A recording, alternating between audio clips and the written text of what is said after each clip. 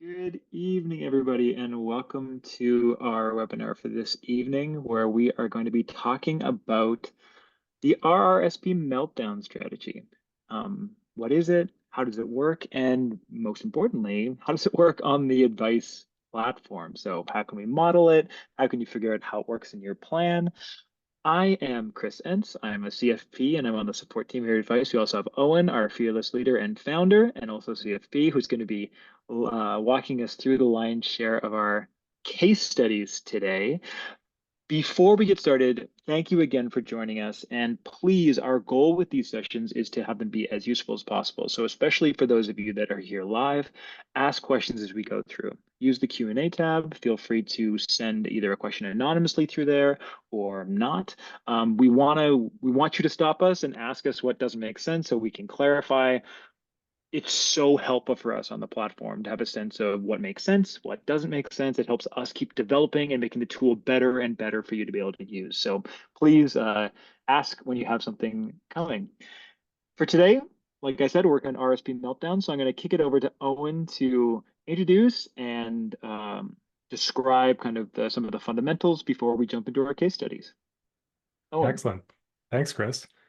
Okay, so let me share my screen here and we'll just go through some of the basics around RSP Meltdown. So we just want to get started with, what is the RSP Meltdown? Why would that be important for your retirement plan? And we'll go through some different examples, case studies, right on the platform. We'll kind of use it live right here. And we'll show you how that might improve your retirement plan or just things to consider. Now, if you're new to the platform, you may not have come across this AI strategy yet, but if you've been using the platform for a while, you've probably already played around a little bit with the RSP Meltdown AI strategy. So in planning projections, we have some strategies that help test different retirement decumulation strategies. So in this case, today we're going to be looking at, should I melt down my RSP? What are the different factors to consider? And what are the challenges and opportunities that come along with that? So we'll go over, what is the RSP meltdown strategy? There are, of course, a couple definitions of this. We're not talking about the leveraged RSP meltdown. That is a strategy that's out there. Here we're talking about just how do we maybe withdraw from the RSP or RIF a little bit faster to achieve certain goals. Now, there are some challenges and opportunities that come along with this, so we'll be highlighting that as well. And then we've got 3 case studies that we'll go through. So we'll pull up 3 different examples on the platform, and we're going to work through them together. Now, RSP fundamentals, so just to get everybody grounded in the same kind of place, RRSPs, registered retirement savings plans, are usually used for longer term retirement savings. So they provide a tax deduction when you make a contribution, and they provide tax deferred growth until you withdraw those funds and then they get taxed. Now, one of the challenges, of course, is that at age 71, you have to convert your RSP to a RIF, registered retirement income fund, and this does force you to withdraw. Now, you can choose to do that earlier, and that's something that we might see within the plans as well. Now, all of this income gets taxed at your marginal tax rate. So that's another thing that we'll consider is just what tax bracket are we trying to hit with these RSP withdrawals? Sometimes we want to aim for a certain tax bracket in retirement. So what is an RSP meltdown? Well, RSP meltdown generally refers to a strategy where we're withdrawing from the RSP or RIF perhaps more quickly than we would need to, if we were looking at strictly RF RIF minimums or if we were looking strictly at spending. So an RSP meltdown is usually a faster drawdown of these registered accounts, even though you might not need the income, or perhaps you could have a lower tax rate by drawing on other income sources. So this is a good example, and we'll go through this case study on the a little bit later. But in this example, we have a non-registered account that gets drawn down first. So we're actually, in this case, delaying withdrawals from the RSP or RIF. And this is a common strategy. This is a common thing that gets recommended because, of course, the RSP RIF is a tax-deferred account. So let's leave that money grow as long as it can on a tax-deferred basis. The challenge there is that we have some fairly low tax rates here in early retirement, and then that gets pushed up a little bit higher in mid-retirement. So with an RSP meltdown strategy, we actually strategically take from the RSP RIF earlier. And here we're even mixing withdrawals. So we're mixing, we've got some pension income, we've got RSP RIF withdrawals, and we've got some non-registered income or even TFSA income. So this is allowing us to mix different income sources in retirement and keep us at a certain tax level. And that's kind of the advantage that we're going to see in different scenarios. Now, why Meltdown in RSP? Usually there's three reasons. So one reason is we want to smooth out your tax rate over the course of retirement. So that was kind of like the previous example we were just looking at. We might be drawing from non-registered or TFSA funds early in retirement, and that can be great. That can cause some very low tax rates.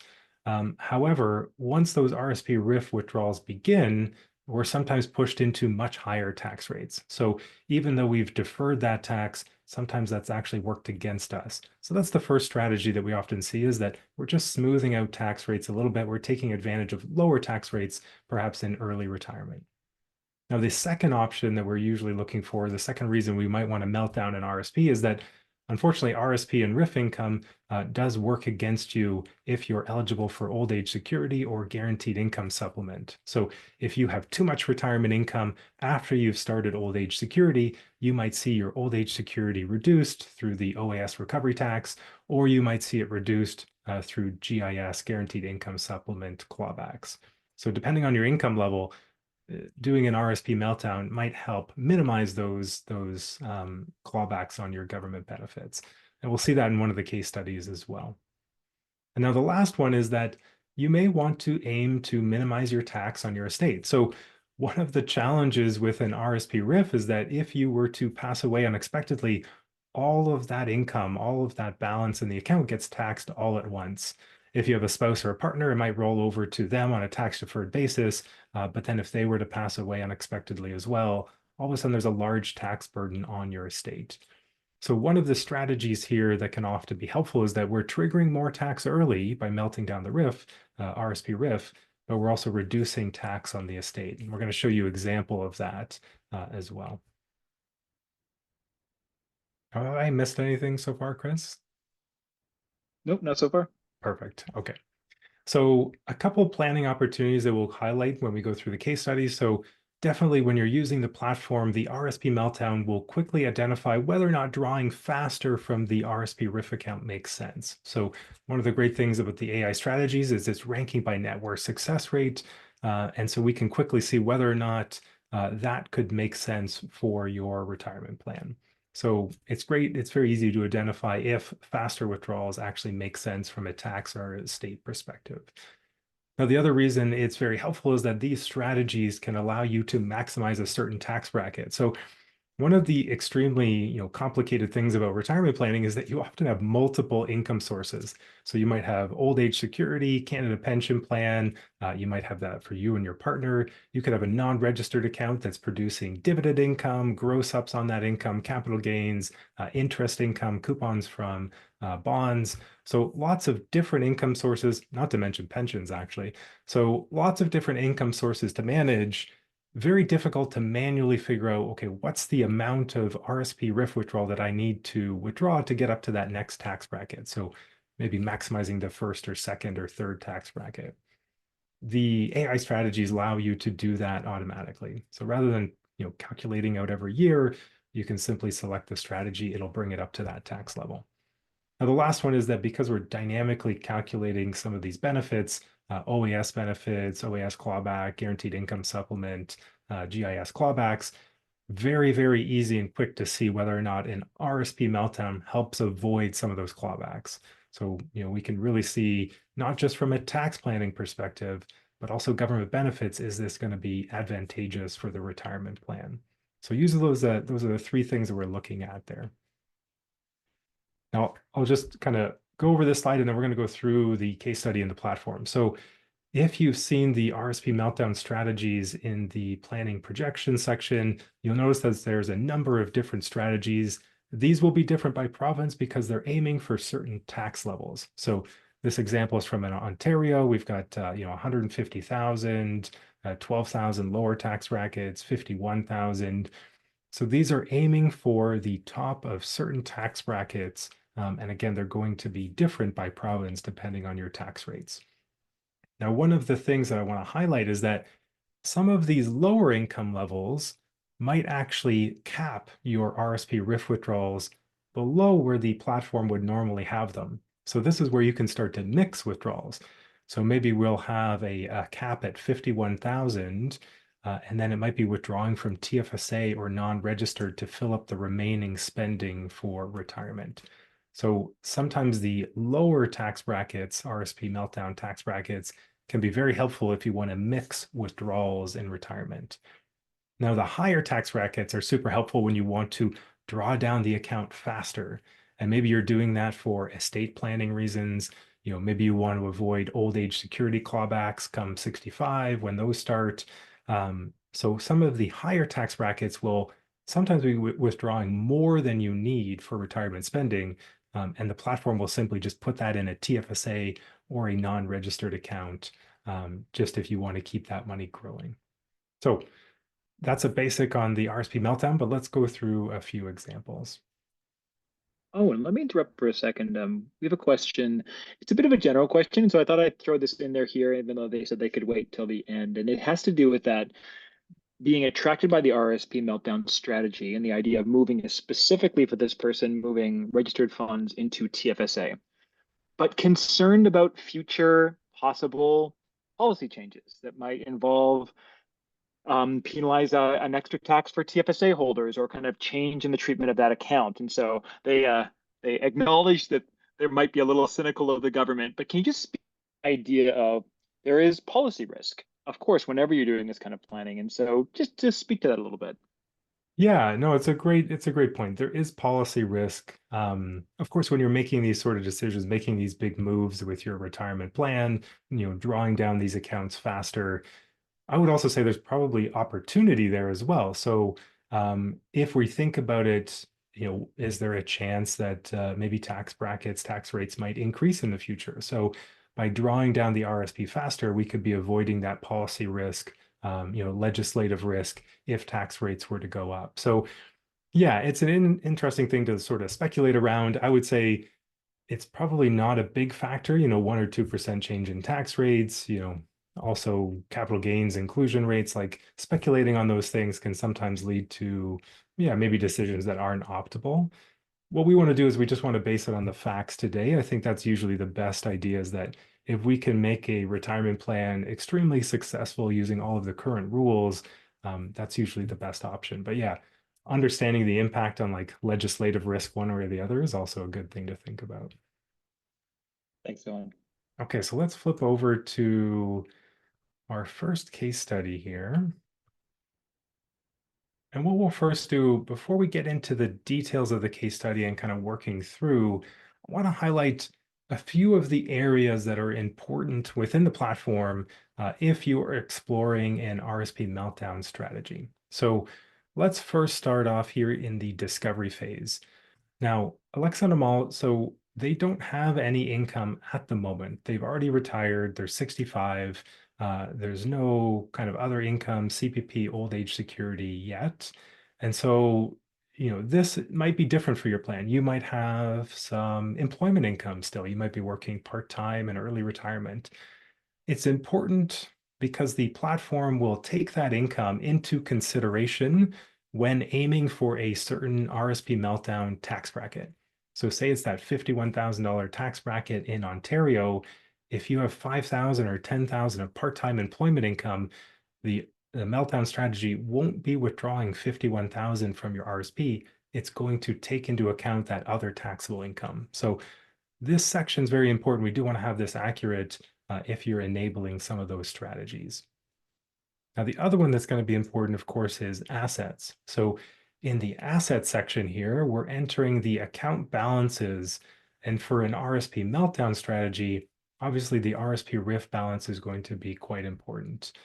Now, other balances are also going to be important because as we saw, the platform might be mixing withdrawals. So it might be taking some TFSA investment balance and using that to top up your spending in retirement if you're aiming for a lower tax bracket. Or if you have a non-registered account, very important as well because the income being generated will also affect how much you can withdraw from your RSP RIF if you're aiming for a certain tax bracket. Again, dividend gross ups, foreign dividends, capital gains, all taxed differently. And so the non-registered account's super important when we're aiming for a certain tax bracket.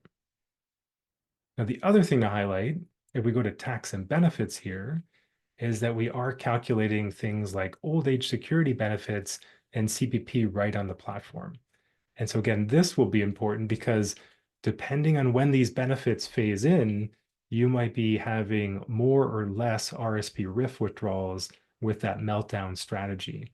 So imagine the first few years, OAS hasn't started yet, the platform might be bumping up your RSP RIF withdrawals, right up to that 51,000 level, or somewhere around there.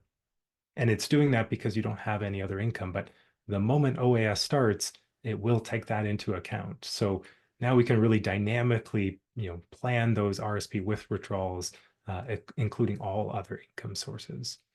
Now, this includes pension as well. So from all here, that pension is going to be important because it's already generating $56,000 a year in taxable income. So, that will affect the type of RSP RIF meltdown that we do.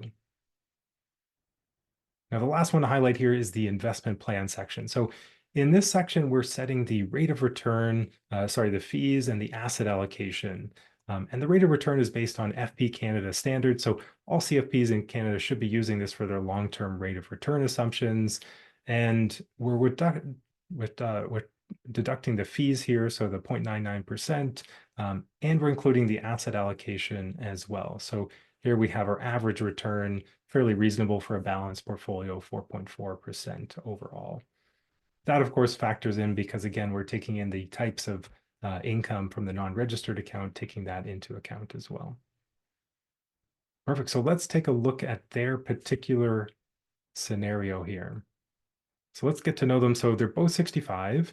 So we've got a Amal and Alexa, both 65 at the moment. No employment income, so that's zero. We've got CPP and old age security starting this year, so that's in there as well. But no other income sources.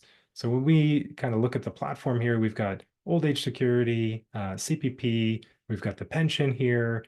And from a net worth perspective, we do have some different income sources. We've got TFSA, non-registered, and a fairly sizable registered portfolio as well. Now they're looking to spend a fair amount in early retirement, but then that drops. So for the first 10 years or so, 155,000 a year after tax. That then drops in mid-retirement to 107,000, 108,000 a year at 75, and then a small drop a little bit later at age 85. Now, if you want to set up these spending phases in retirement, you can do that in the expenses section. So here we've got 3 different phases for retirement spending. Super easy to do. So let's go back to their scenario. Now, one thing we're going to notice here right away in the income section is that we haven't done anything yet. So we haven't enabled any RSP meltdown. But again, the platform will prioritize non-registered. Does make sense. It's a taxable account. We want to draw that down first. Typically, we want to delay registered withdrawals, especially TFSA. So RSP would be next, and then tax-free savings account would be last. So in this case, we're going to make a copy and we're going to try to smooth out that tax a little bit. We can see tax jumps up here. It's quite low in early retirement. And the other thing we'll notice is that there are some old age security clawbacks. I can already see it because they've got their maximum of 17,000, but if we look the next year, it's gone down to 14,000. So we can also see that in the table below, we've got 5 years of OAS clawbacks that the platform is calculating. So not only do we want to smooth out tax here a little bit, but we also want to try and reduce these OAS clawbacks if we can. Perfect. So net worth, we're at 646,000. Let's make a copy of this. And let's go through the RSP meltdown planning. So let's rename this RSP meltdown. And we'll start with the AI strategies. And you don't have to do this within your RSP meltdown plan, but it can be sometimes advantageous to delay CPP and old age security. It just gives us more time to draw down the RSP RIF because we're delaying those other taxable income sources in retirement. So we will do that in this strategy, in this scenario. Don't have to do that within your plan. You could always just layer on the RSP meltdown on top. But let's go through here. and delay some of these benefits. And we'll see it get pushed out here on the income page. It's already pushing out those CPP benefits. We're going to do that for Alexa as well. That's the next best strategy. And I think we'll skip the decumulation order, but we're going to do OAS as well. So we're going to delay OAS until age 70. So we're pushing that out. Or we can already see registers being drawn a little bit faster. And we'll do the same thing for Alexa. So now we've got those pushed out a little bit further. They're much higher, of course, in the future. That does give us room to melt down the registered account faster. And already we can see, so the platform's already highlighting that if we do RSP meltdown strategy up to 90,000, which is right below the OAS clawback threshold, that will allow us to increase the net worth slightly. So here we've got 1.648. This can go up almost $20,000. So we'll enable that. We'll take a look at income here. It will be pushing forward that income, those registered withdrawals, after we recalculate. So now we've got a mixture of withdrawals. We've got AMALs, we've got the pension, we've got non-registered withdrawals. We're also getting up to that $90,000 tax bracket for Alexa as well. And if we go down here to the table, we can see why that is. So if we scroll over to the accounts, part of the reason why we're drawing down Alexa's account so quickly is because it is twice the size of them all. So that's one of the reasons why we're doing those extra withdrawals from her account. So there are some other ones here we could take a look at. For instance, we might draw enough to fill up the $55,000 tax bracket. So if we enable that one as well, we'll draw a little bit more in retirement. Perfect. So 800,000. So we've got a little bit of extra income here, but basically we've smoothed that out. We've put a little bit more of the tax in early retirement. Overall success rate's actually a little bit better now, probably because we've delayed CPP and old age security. Net worth is better as well. And now those accounts are much smaller. So now at 75, we've only got 200,000 in there. If we go back to the original, at 75, we've got 340,000. So 350. So quite a bit less in registered assets, but not as big a risk for this plan because it's not a huge registered account. Perfect. Anything I missed on this one, Chris, or any questions? Oh, nothing you missed, but there's a question. We got this just before the case study, but I thought this would be a nice thing to talk about after the first case study.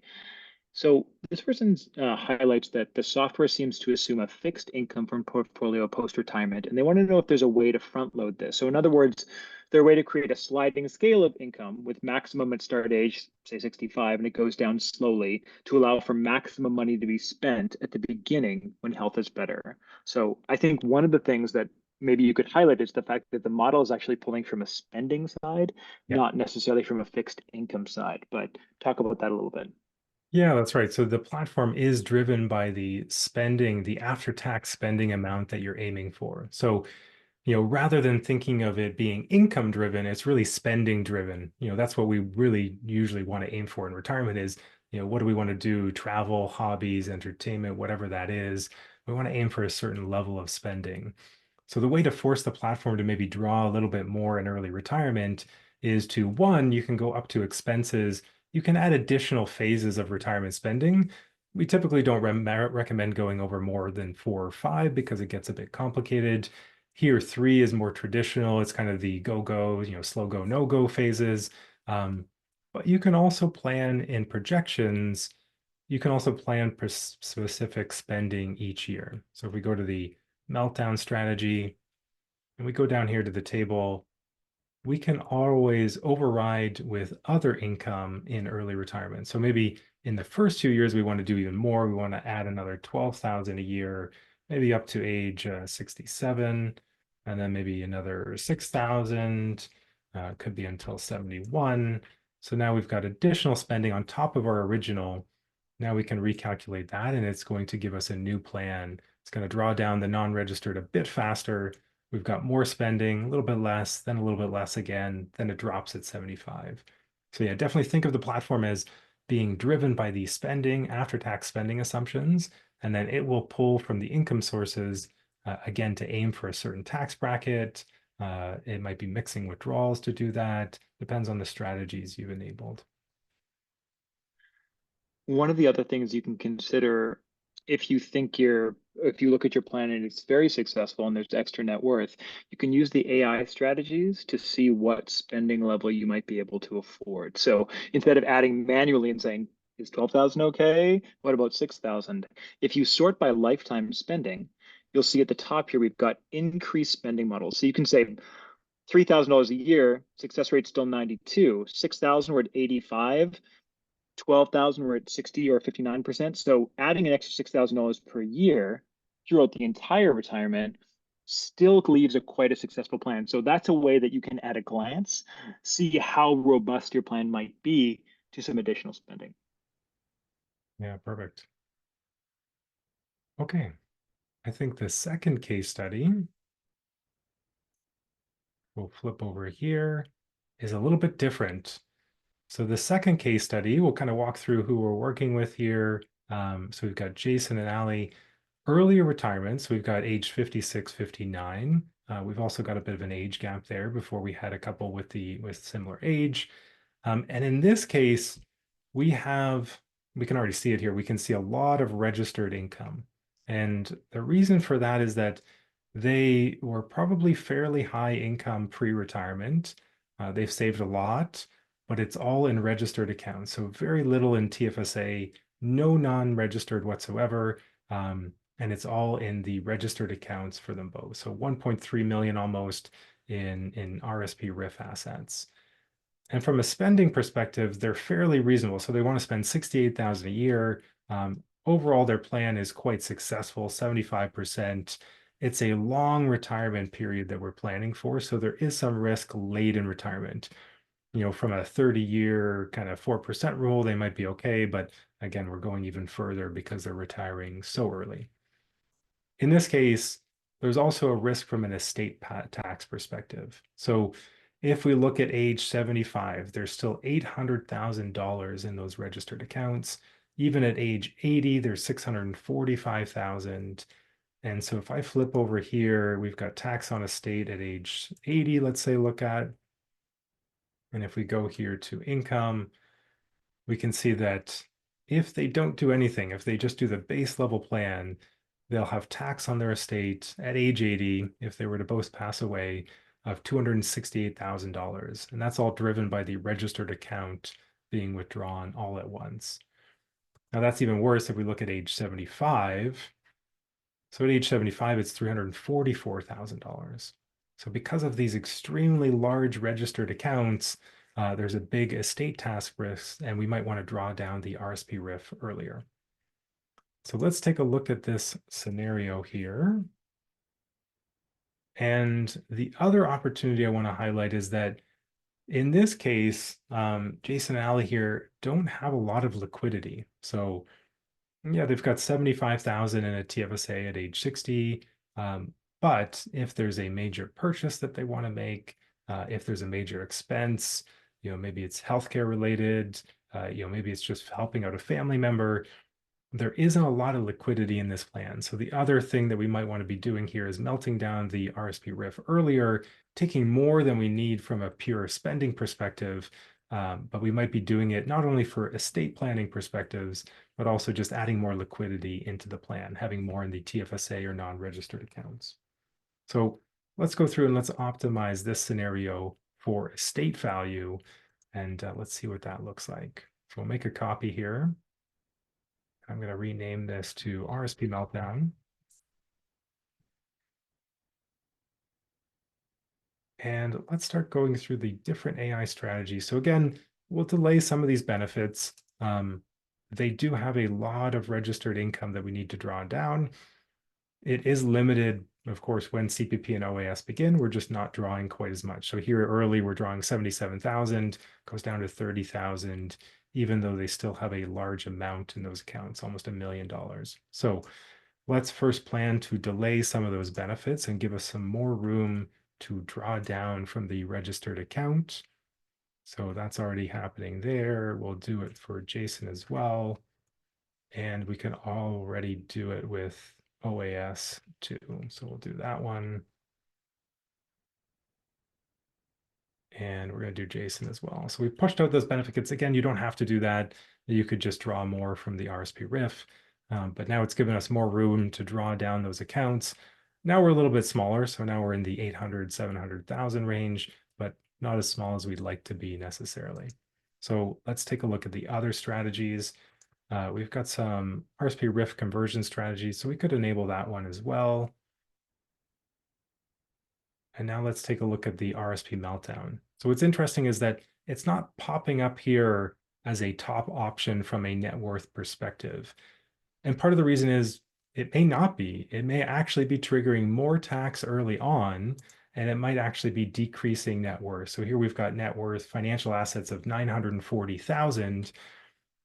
Executing an RSP meltdown strategy for this particular case may not actually help from a net worth perspective, but again, it might be adding liquidity to the plan or helping with a estate planning perspective. So let's go here. We're going to sort by area and then strategy. By the way, if you hold shift, you can sort by 2 columns at once. So that might be a little trick if you want to do that.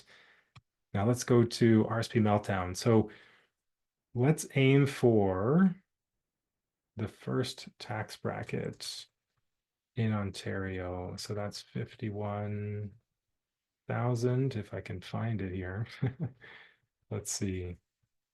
47.55. Okay, yeah, let's go for 55,000. So we're going to aim for 55,000 in taxable income. Now that's going to push up their income higher. We're going to pay more tax, but it's also going to give us more liquidity once we recalculate this.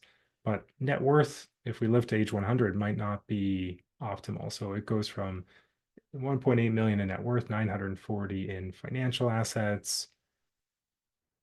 Now we're at 1.65, a little bit less in financial assets, 827. But everything is in TFSA and non-registered by the age of 75. So we've taken much more income from those accounts. We've drawn them down much faster in early retirement. We have lots of savings here because, again, we're not spending more. We're just putting more into the TFSA and non-registered accounts.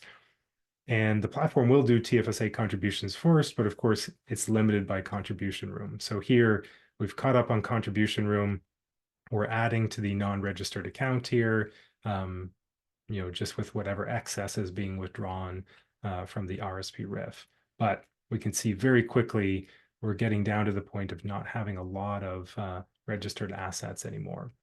So not necessarily optimal from a net worth perspective, but definitely from a liquidity or an estate planning perspective. So let's go back to the original. Let's go tax on estate. So this is if we did nothing. We had, let's see, we had tax on estate of 268,000. After the estate value, we had 1.5 million at age 80. Now, if we look at the optimized version, we have 1.55, and the tax on estate is just $6,000.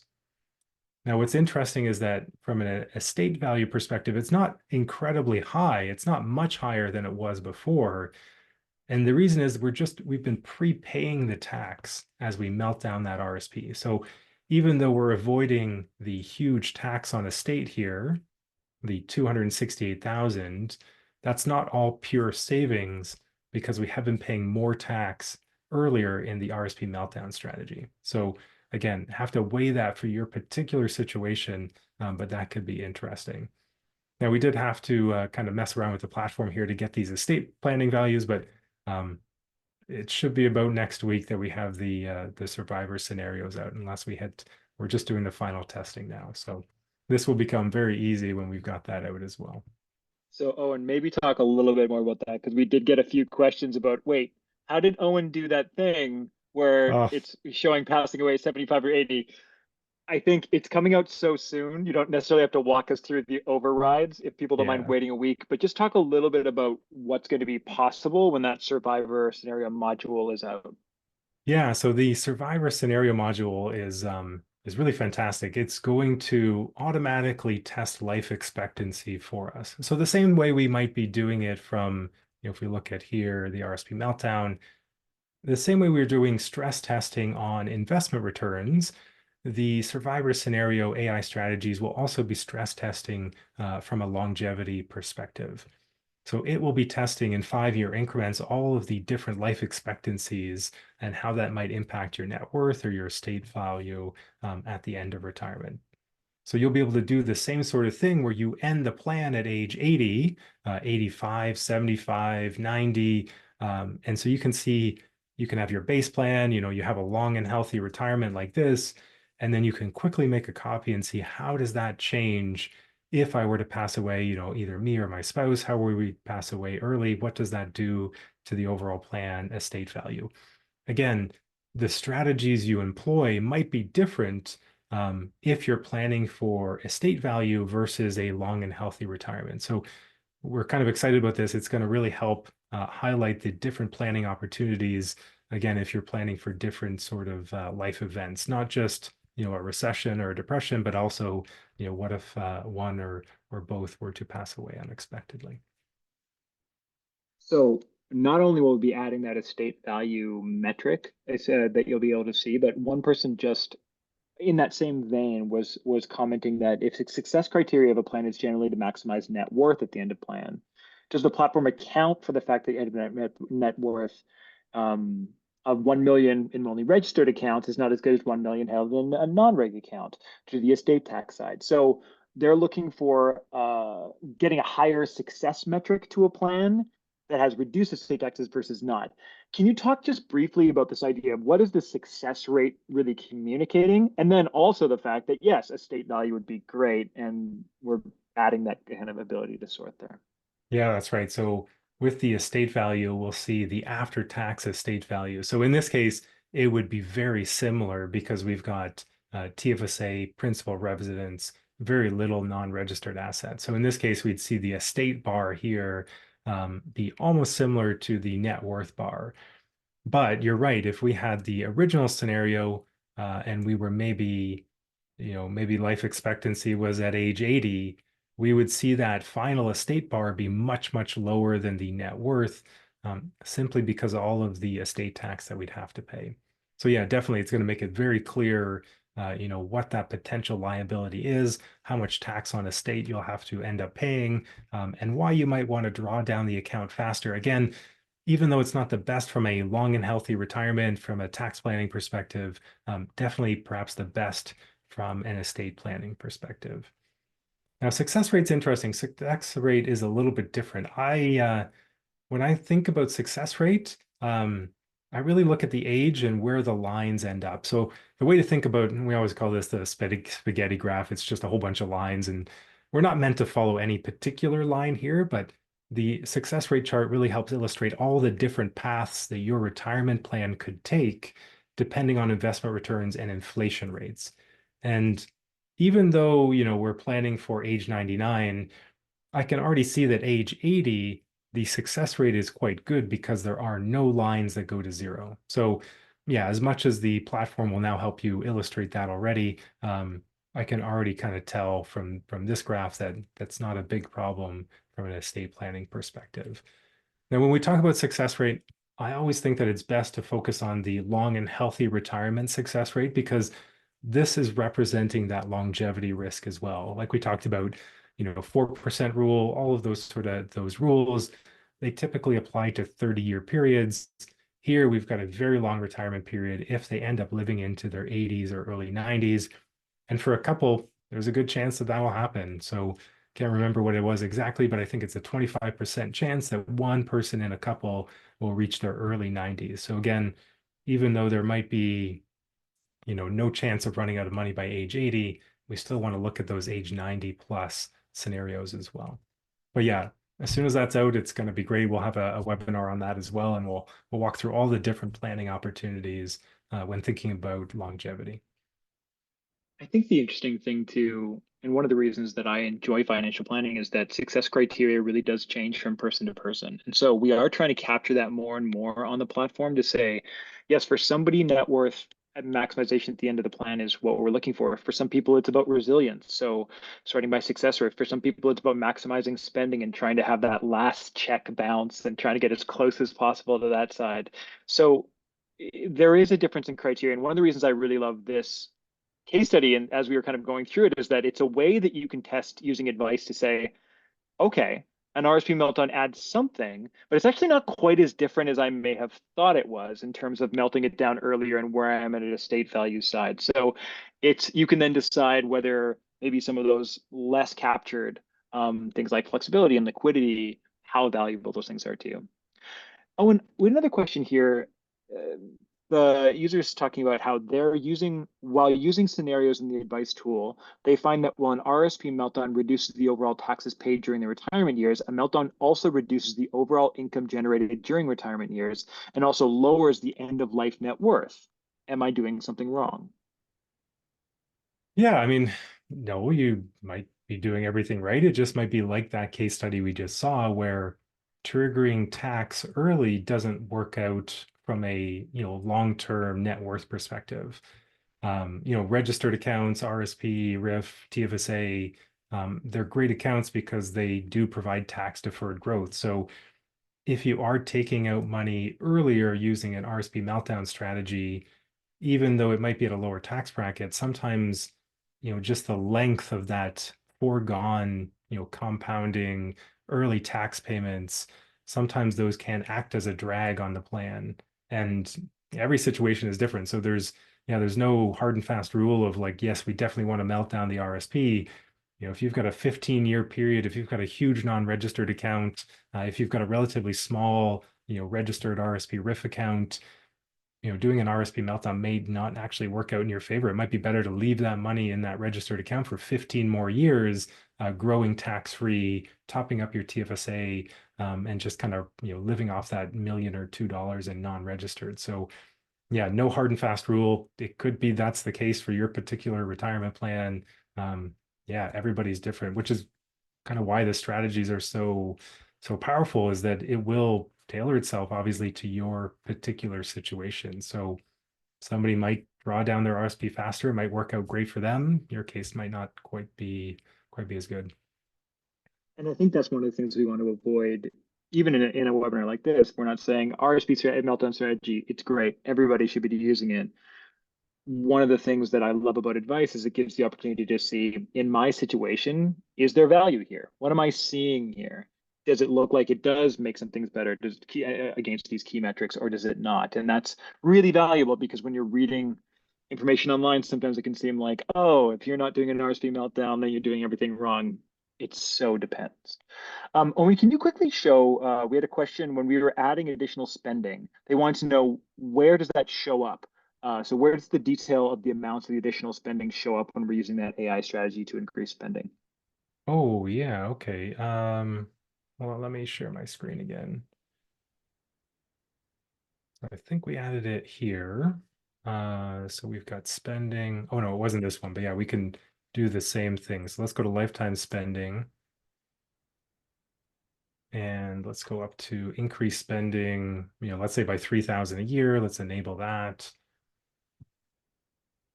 So we will see it here. It will go up from 68 to 71. If you want to see it in the table, it does get included as other spending. It will be in this extra cash flow bucket. Again, the platform doesn't know what you're going to be using that $3,000 for. It just knows that it needs to plan for that from an after-tax perspective. It will also show a negative. And I do think we've had a couple questions on the Reddit community about this. So if we go to lifetime spending, re-rank, and let's do a reduced spending by 3,000 a year. Let's enable that one. We will see the negative show up here. And this can be sometimes why maybe spending in the chart doesn't match what you've entered into the discovery phase. And it could just be that there's one of these strategies have been enabled on the platform. And so, yeah, I would always recommend just toggle by strategy here, re-rank. All of the active ones will show up first. Here we can see, oh, oops, I've reduced spending by $3,000 a year. Let's disable that one, recalculate. And now we're back at our original 68,000. So yeah, two places to see it. You'll see it in the chart, but it's kind of buried. In the table, you can see the exact, what's the platform doing from an AI strategy for spending. I guess that somebody mentioned the kind of Reddit community question mark as a Q&A. We do have a Reddit community where people add questions and where the support team provides questions. It's actually where we prefer you ask questions just so that other people can learn from things as well. So I'm going to add it to the chat, but it is right on your platform. So if you click community, like you just see Owen doing there, it's going to lead you to the Reddit community. So whether you're a poster or you just want to browse, there's some really great information there. Perfect. A couple more questions. A quick software suggestion, just in terms of visual UX, that adding the tax bracket percentage might be helpful to see within those drawdown enough for a number percentage per province tax bracket. Being able to see the percentage might be a helpful thing. Yeah, perfect. Yeah, actually, that's a great idea. Thank you. One other question here. I know that we've had a couple of questions that aren't specific on RSP meltdowns. I'm going to use them. I'm going to just push them to the end. So if you're wondering why I haven't mentioned that one yet, we'll just get through our last case study and we'll talk about some of those things at the end. But one person mentions, I have a DC pension in Ontario and I noticed that the software unlocked 50% and transferred to my RSP. I'm assuming that with a decumulation strategy, the maximum amount of lift payment will then calculate it before RSP. Is that correct? Yes, yeah. So from a platform perspective, it will automatically look at the previous year's balance to calculate the next year's min and max withdrawal. So for a lift, it'll use the previous balance, do the min and max. You're right, for provinces that do allow unlocking, the platform does do that automatically. If you do, for whatever reason, need to change that, you can do that here in advanced options. This one doesn't have a locked-in RSP or Lira or DC plan, but it would normally show up here. It's grayed out because you can't do it to these accounts, but you can change the unlocking percentage. If for some reason you're not able to, or you're in a province, that the original Lira wasn't from. So maybe it was from BC and you're now in Ontario and you can't actually unlock that Lira account. Excellent.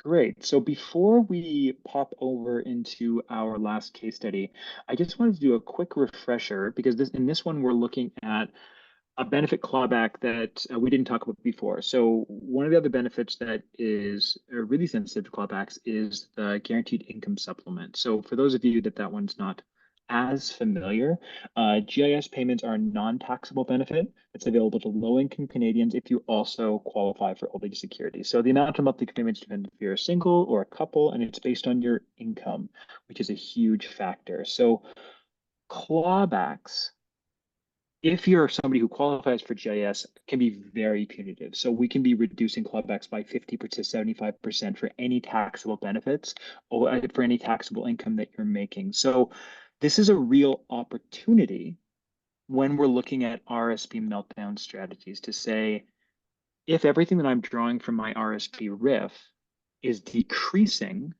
my GIS benefit, is there an opportunity perhaps to melt down that RSP more quickly in order to avoid the, what do you always say, Owen, death by a thousand cuts, which can sometimes come from, the minimum RIF withdrawal, which is clawing back 50 to 75% of your GIS income. So that's something that we're going to take a look at in this next case study. All right, thanks, Chris. So let's familiarize ourselves with this case study. So we have got Patrick here. Patrick is 65. Patrick does have some TFSA and registered assets, but not an extremely large amount. So overall net worth 700,000. Over half of that or so is just in home value. We've got a TFSA and a registered account. Particularly in this case, even though RSPs aren't great for Patrick, because it was a group RSP, and there was matching there, Patrick was contributing it to it. But now we want to draw that down in a way that maybe doesn't cause as much GIS clawback. So if we go back up here to the income section, we can see later on in retirement, they're getting a little bit more in government benefits, CPP, old age security, but also non-taxable benefits as well. But early in retirement, very limited. So they are getting some. It's 2,300 a year, 2,000. But later it'll be 9. And part of the reason why it's so low in early retirement is that they do have to withdraw that RSP RIF earlier. And they didn't have a chance because of, to do it before age 65 because it was a group RSP account. So in this case, we're going to look at how can we reduce those GIS clawbacks? How can we maybe improve the plan? Right now, it's not bad. They're ending up with 83,000 at the end, but not a ton of wiggle room.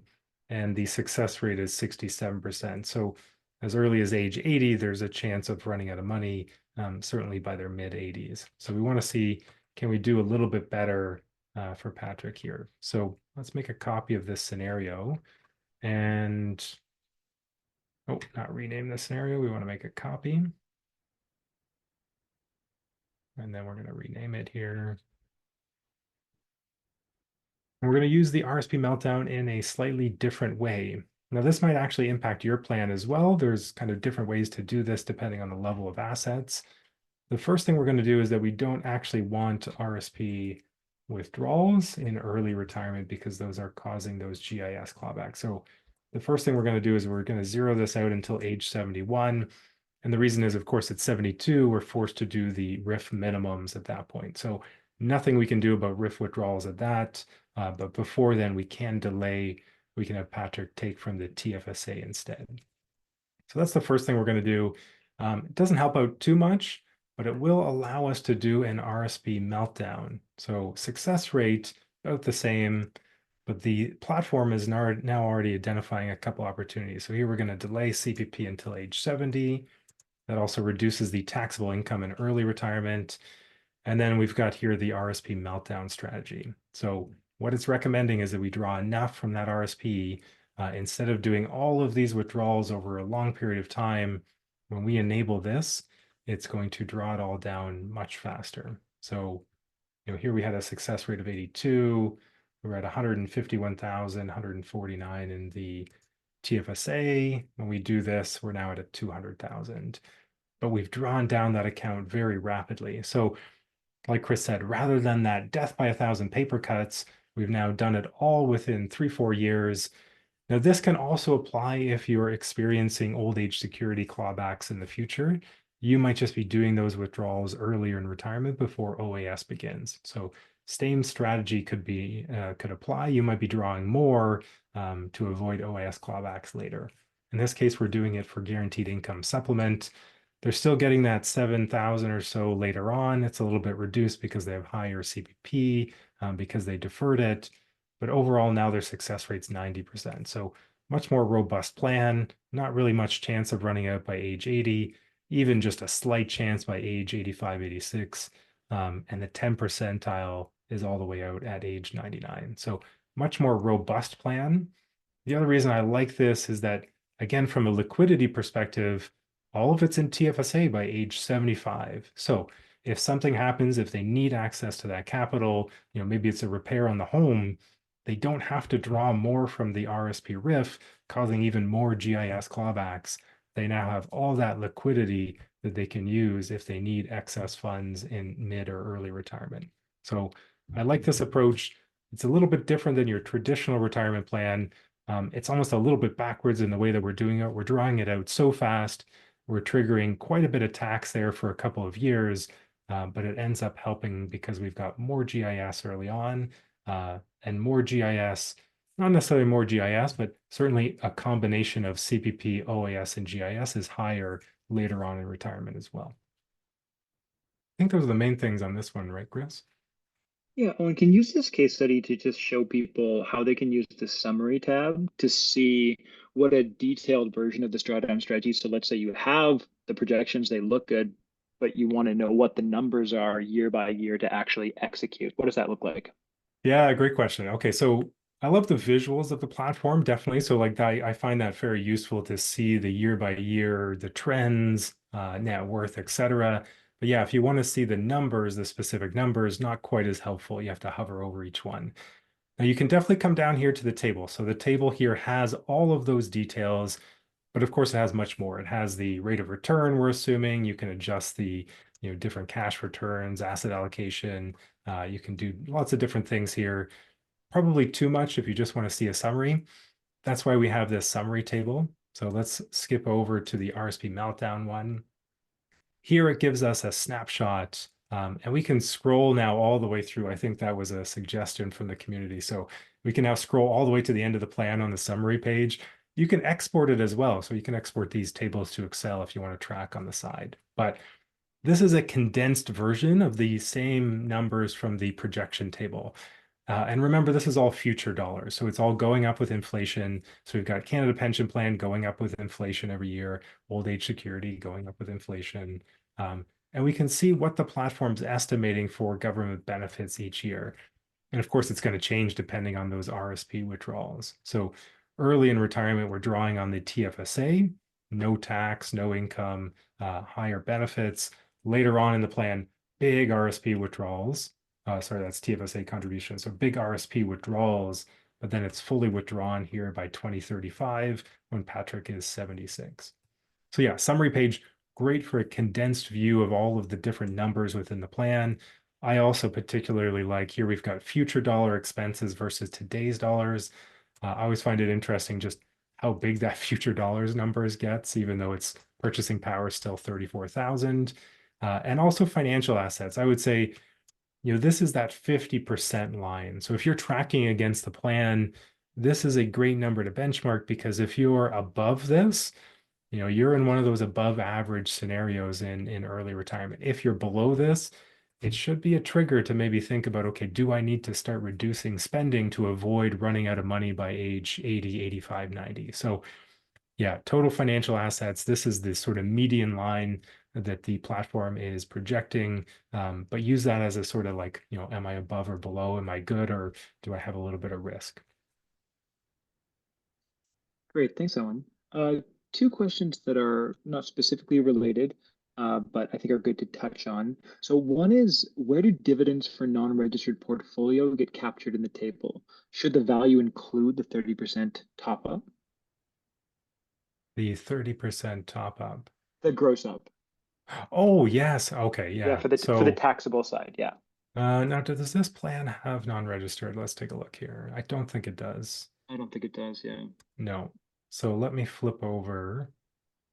Yeah, not really. Okay, so let's flip over here to the other plan. I'm fairly sure it had non-registered, maybe in the meltdown scenario. Yeah, it did. Okay, so let me share this one here. Okay. So yeah, here we have some non-registered assets. Let's just double check that that is in a non-registered investment account. It is.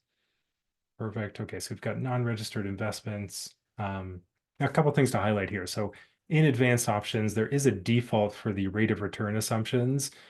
If you are heavy into Canadian dividends, you might want to change this. So we do sort of assume that there's a foreign dividend component in the non-registered account as a default. But if you're fully Canadian dividends, you may want to zero these out, increase these to 40 or even 50%, depending on the capital gain. So if you've got very high dividends, less growth in those, then you might actually go 60%. And again, you can calculate it for your particular portfolio, but you might do less capital gains, more Canadian dividends from those accounts. So you can always set that here to get really specific about the income being generated from your non-registered account. If we save that, let's recalculate it. Now let's go see where that income hits here. So we've got a couple 100,000 here in non-registered. Let's go to taxable income. So here we've got eligible dividends here. No foreign dividends we can see because we zeroed that out. We've got a bit of capital gains as well. So to the question, this does include the gross up. It's the taxable, it's the amount that hits the taxable income line. So again, this is taxable income. This is what you'd see on line, oh gosh, I can't even remember, 260000. Yeah, they added zeros now. So this would be what you see on the total taxable income line. We've got a bit of interest income, but this is the grossed up amount. So yeah, good question. It won't be the actual cash dividends you're receiving. It's going to be what hits your tax return. Hopefully that answers the question. I hope so. Last question, and won't be too long a one, but I think it's worth kind of addressing. So, can the advice platform accommodate a couple that has both RSP Canadian and IRA accounts? It gets complicated with withholding tax, foreign exchange comes to play. So, as a workaround, they created a separate RSP for each person. Is there a better solution? Yeah, good question. Okay, so cross-border planning is extremely complex. Chris is laughing here. I can't, yeah, we very tough to provide guidance because of just how much nuance there is, especially with the US. So if you're a dual citizen, US citizen, there is so much complexity there. You probably already know this. Um, Yes, you could use a registered account as a proxy for one of those accounts, but just be careful. Make sure you're kind of consulting with your tax accountant, cross-border accountant. Make sure that makes sense for your plan. But yeah, if we're thinking about Canadian taxes, that could be taxable income on your Canadian tax return. I don't know. Should I preface that anymore, Chris? I think that the two things I would add is there's a comparison between like a traditional IRA and an RSP. There's some similarities, but they're not the same. We're using the normal RSP rules. And if it's a large account in the States, I would really, there's a real risk to kind of fudging over some of the technical details. I've definitely worked with a few people where they have $5,000 in an IRA down there.